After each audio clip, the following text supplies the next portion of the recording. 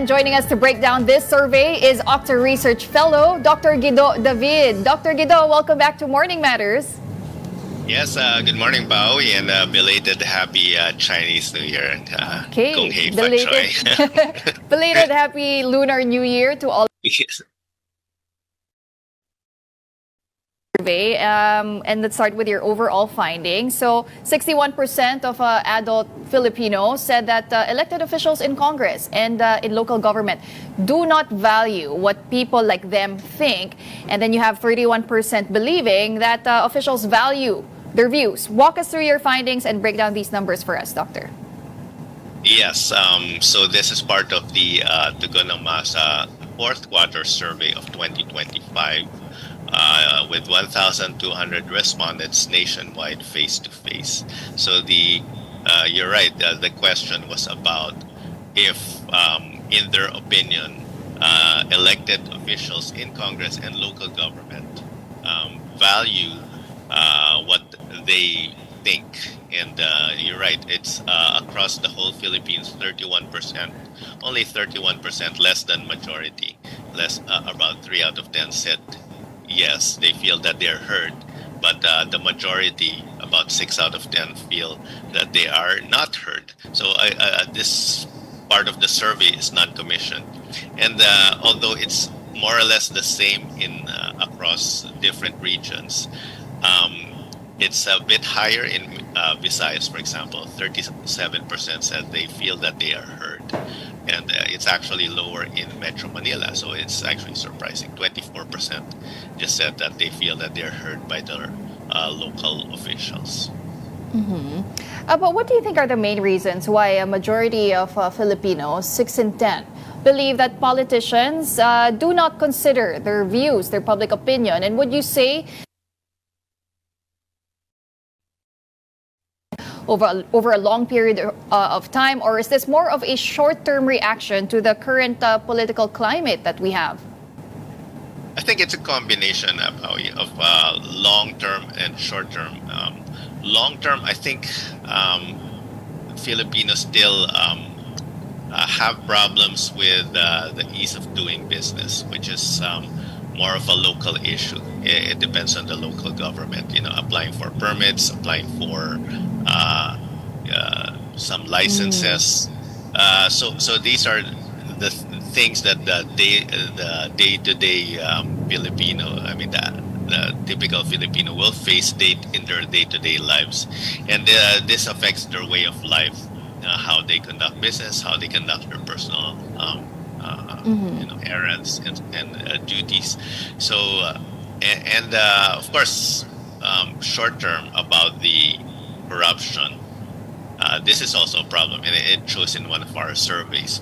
But in the same survey, we also asked about if the national government could, if they believe that the national government could solve the country's problems, and surprisingly, or maybe not surprisingly, 55% said yes. So there's a disconnect of sorts.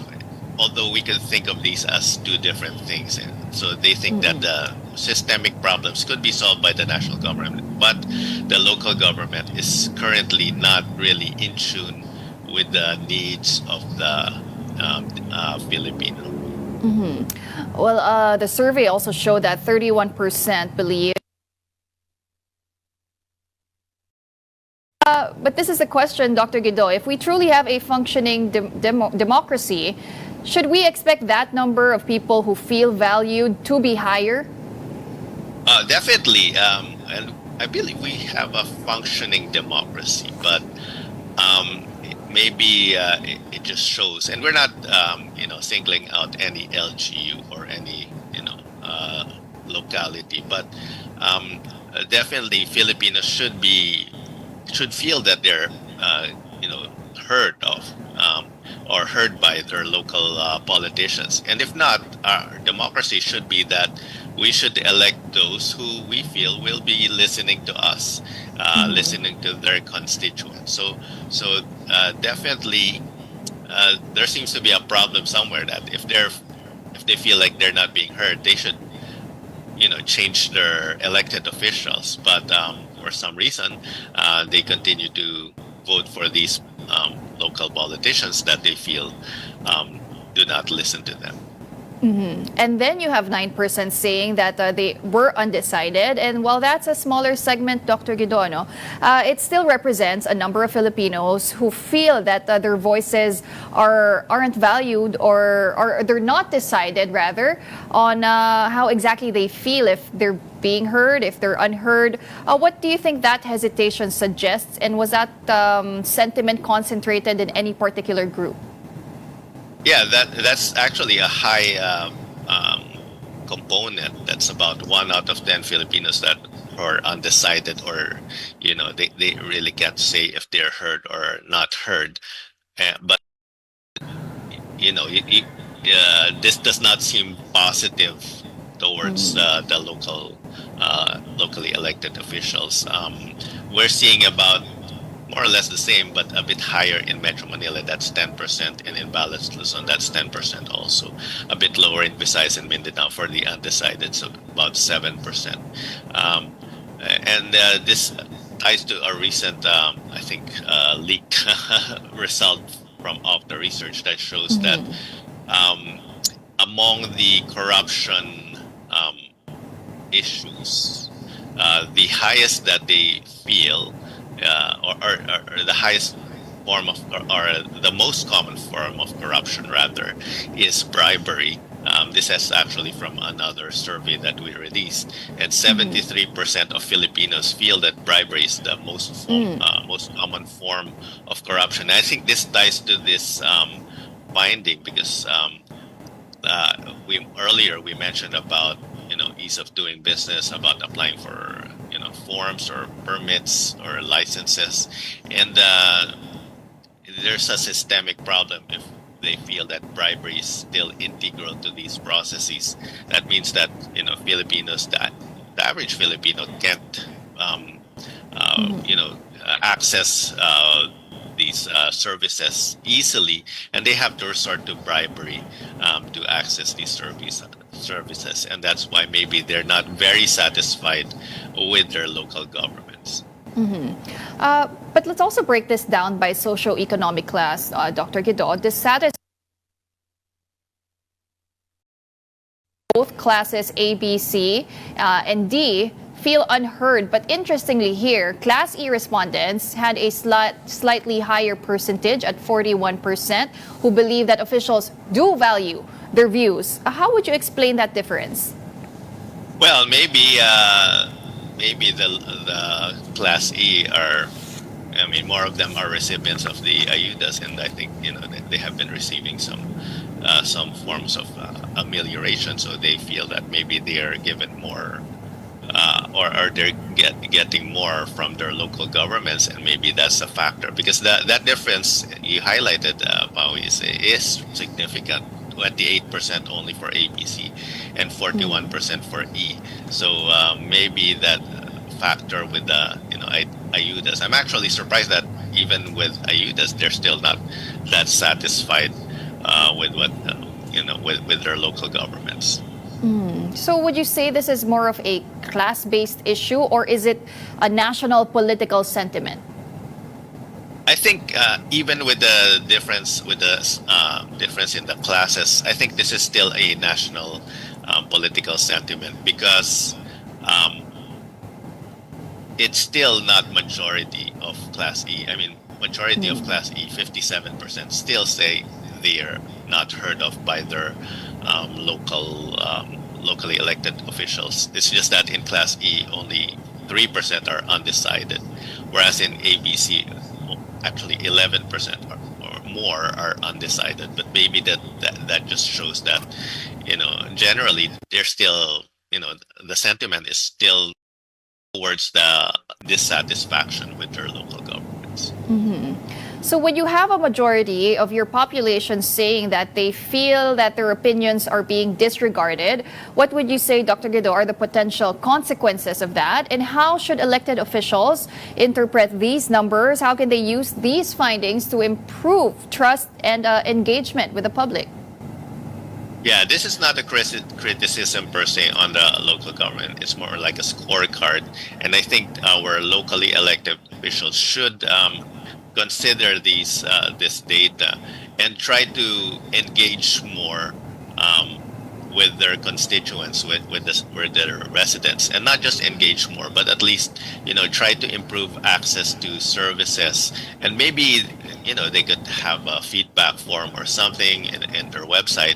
I know that the locally elected officials they're trying, but this is a sign that we need to step up some more. And also, in addition to that, Pawi, let's remember that the flood control projects, these are also local problems. Not all areas have flooding problems or concerns, and so maybe this adds to that aspect that they feel that they're not being heard of. Well, fighting graft and corruption in government still continues to rank among the top concerns for Filipinos for 2 consecutive quarters now, right, Dr. Guido?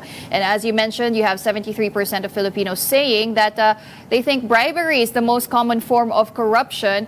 How much does the lack of digitalization, do you think,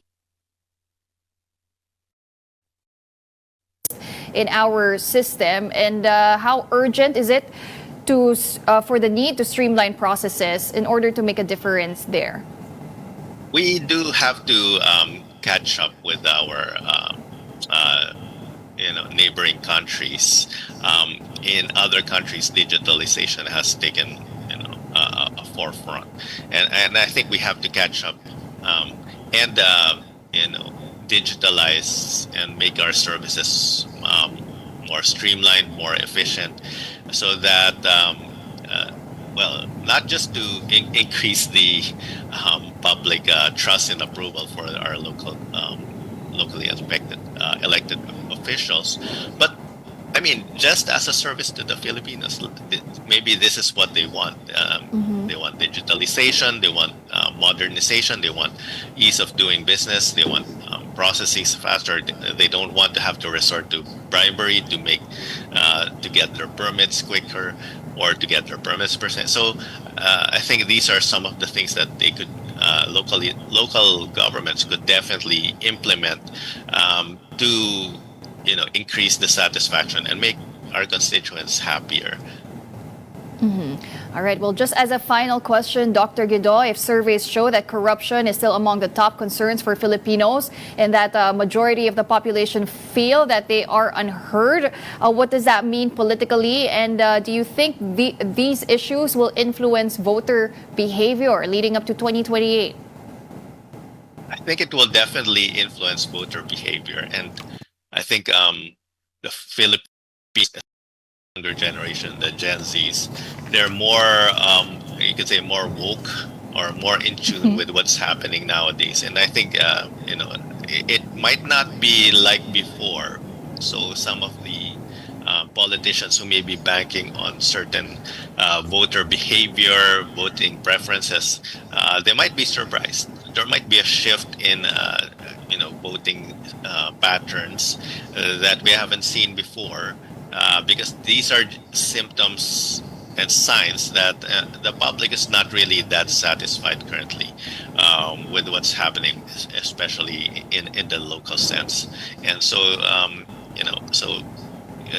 I think this is a sign for politicians, especially the local ones, to step up, improve the services, and listen to the Filipinos, listen to their constituents, make this country a better place. Because we don't have that much patience, I think. I mean, the younger generation, they'll be looking for changes. And if we have a functioning democracy, they will,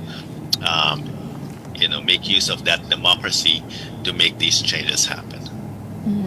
All right, we're going to leave that there for now. Thank you very much for your time and for breaking down the numbers for us. That was OCTA Research Fellow, Dr. Guido David. Thank you.